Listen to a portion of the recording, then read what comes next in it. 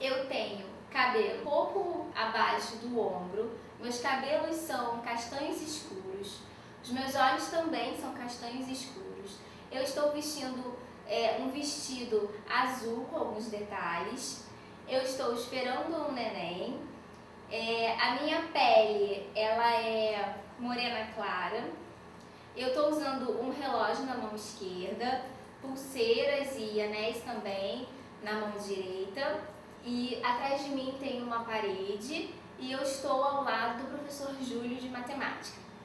Olá galera, eu sou o professor Júlio de Matemática. Eu tenho cabelo loiro, tô com um topete, usando óculos com aba branca, tô com uma blusa polo azul escuro e com um relógio no pulso esquerdo. Olá pessoal, então vamos a mais um vídeo? Hoje a gente vai apresentar o vídeo 1 do segundo bimestre do 8º ano. Nesse vídeo a gente vai ver conjunto dos números racionais e conjunto dos números irracionais.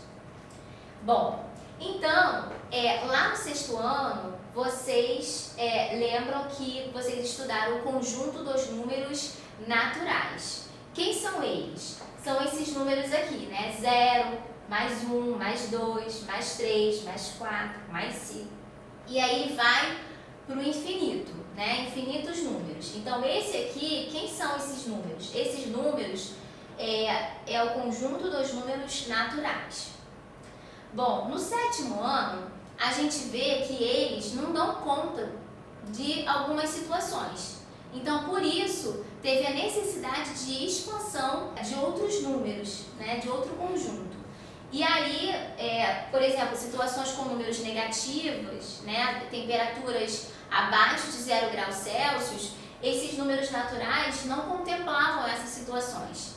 Então, daí houve a necessidade do conjunto dos números inteiros, né?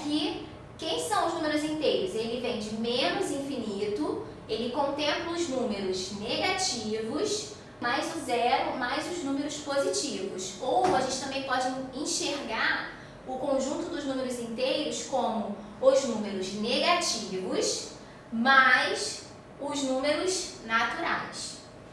Bem, e aí acontece que surge a necessidade de representar situações com outros números. Por exemplo, 1/4, 1/2. Só que 1/4, ele não pertence ao conjunto nem dos números naturais e nem dos números inteiros.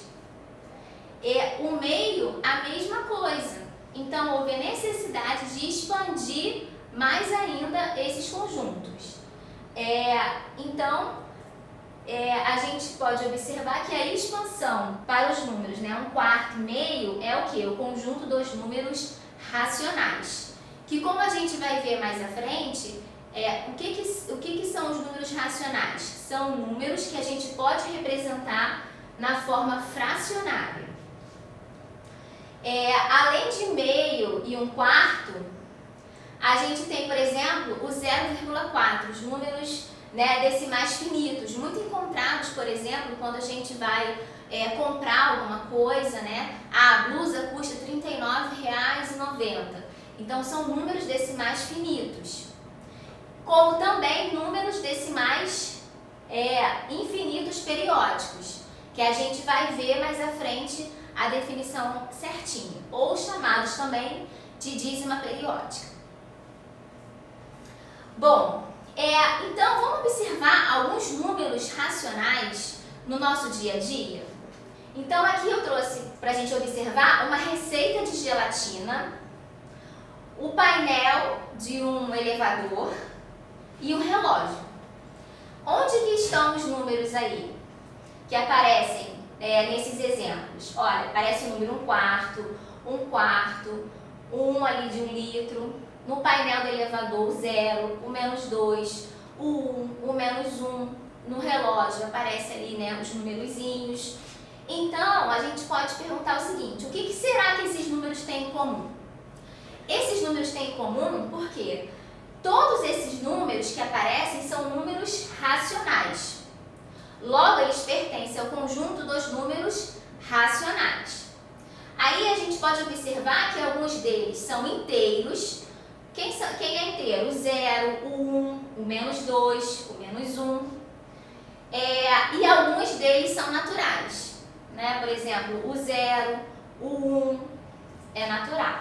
Então, como que a gente pode observar mais números racionais, né? Com os números racionais, a gente pode efetuar divisões que não eram possíveis somente conhecendo os números inteiros. Então, por exemplo, agora, né, com a expansão dos nossos conjuntos para os conjuntos racionais, a gente pode fazer, por exemplo, essa conta aqui, né? 1 dividido para 4, que dá 0,25. Percebam que esse 0,25, antes, ele não se encaixava no conjunto dos naturais, não se encaixava no conjunto dos inteiros, mas agora ele tem um conjunto que a gente pode encaixar ele, que é o conjunto dos números racionais. A mesma coisa para 2 dividido para 11, né, que dá aqui o 0,18.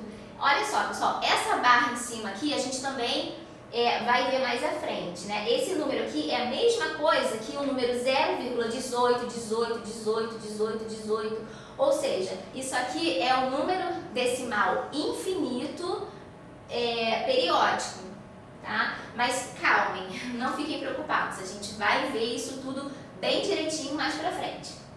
Todo número inteiro é racional, sim, porque, olha, 4, por exemplo, a gente pode escrever como 4 sobre 1, que é igual a 8 sobre 2. Lembre-se que essa barra aqui indica também uma divisão. Então, 4 dividido para 1, 4. 8 dividido para 2, 4. 12 dividido para 3, 4. Esses números representados dessa forma aqui são os números fracionários, que também a gente vê um pouco lá no 6º ano. E essas frações aqui são frações chamadas frações equivalentes. Então, a mesma coisa do -4. Por que o -4 é um número racional? Porque ele pode ser representado também na forma fracionária, como -4 sobre 1, que é igual a -8 sobre 2, que é igual a -12 sobre 3. E o 0 a mesma coisa. Então, vamos falar mais da definição dos racionais. Os números racionais são aqueles que podem ser obtidos da divisão de dois números inteiros, como foi falado no slide anterior. Só que o que acontece, pessoal? O divisor tem que ser diferente de 0. Repare que no slide anterior, o divisor é o númerozinho que fica embaixo. Ele não é 0 aqui em nenhum caso. E aqui também não. Por que não pode ser 0? Porque não existe divisão por 0. A gente não pode dividir um número por 0. Então, aqui, olha, a gente tem -8 terços. Então, é o que eu falei para vocês, ó. Lembra que quando vocês veem essa representação aqui, vocês precisam se lembrar que isso aqui é a mesma coisa que -8 dividido para 3. Você pode representar também por uma divisão. Bom, então assim, é uma definição formal de números racionais, mas que a gente precisa dizer. Mas não se assustem, tá bem? Então, o conjunto dos números racionais é formado por todos os números que podem ser escritos na forma de fração A sobre B. Ah, professora, já vem com as letras? Porque o que acontece? A gente precisa falar numa generalização. E aí, se eu não podia indicar aqui como colocando um número qualquer, a gente coloca a letra para indicar que é uma generalização. Então, na forma A sobre B, com A e B inteiros, e lembre-se, B é diferente de 0, tá? Lembra que esse número aqui de baixo não pode ser 0. Reparem que, se a gente dividir 4, se for assim, 4 dividido para 2, existe um número que multiplicado por 2 dá 4, que é o próprio 2. Agora, se eu tiver, por exemplo, 4 dividido para 0, existe um número que multiplicado por 0 dê 4? Não. Então, esse divisor ele não pode ser 0, porque não tem como a gente fazer divisão por 0. Bom, agora a gente vai retomar um assunto que eu falei lá atrás, que a gente ia ver mais direitinho mais pra frente. O que é uma dízima periódica? E será que toda dízima ela é periódica? Bom, todo número decimal infinito periódico pode ser representado por uma dízima periódica. A dízima periódica é um número racional, pois pode ser transformada em fração. Essa fração é chamada de fração geratriz, pois ela dá origem à dízima periódica. Por exemplo, 0,18, que é igual a 0,18 com uma barra em cima. Por que tem essa barra em cima? Porque eu estou repetindo esse 18. Percebam lá, ó, 0,18, que é igual a 18 sobre 99.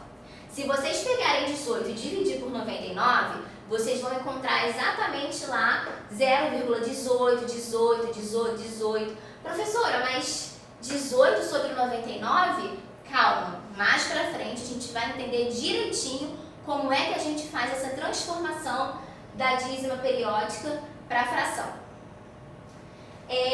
Agora, observe que o número, né, 0,3, 85, 39, 84, não é uma dízima periódica. Pessoal, periódica lembra período. Então, olha só, qual é o período ali no caso? Seria 18, porque ele está sempre se repetindo. Agora, olha para esse número aqui. Vocês conseguem ver algum número aqui se repetindo? Não, né? Parece que todos eles são diferentes. Esses números aqui são chamados de números decimais infinitos não periódicos, porque ele não tem parte que se repete.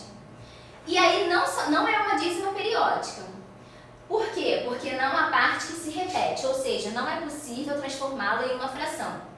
Então, esse tipo de número, ele também não vai mais satisfazer o conjunto dos números racionais. E aí a gente vai ter a necessidade de expandir mais ainda conjuntos para que a gente possa colocar esses números aqui, em algum outro conjunto. Quem será esse novo conjunto? A gente vai ver isso mais para frente, daqui a pouquinho.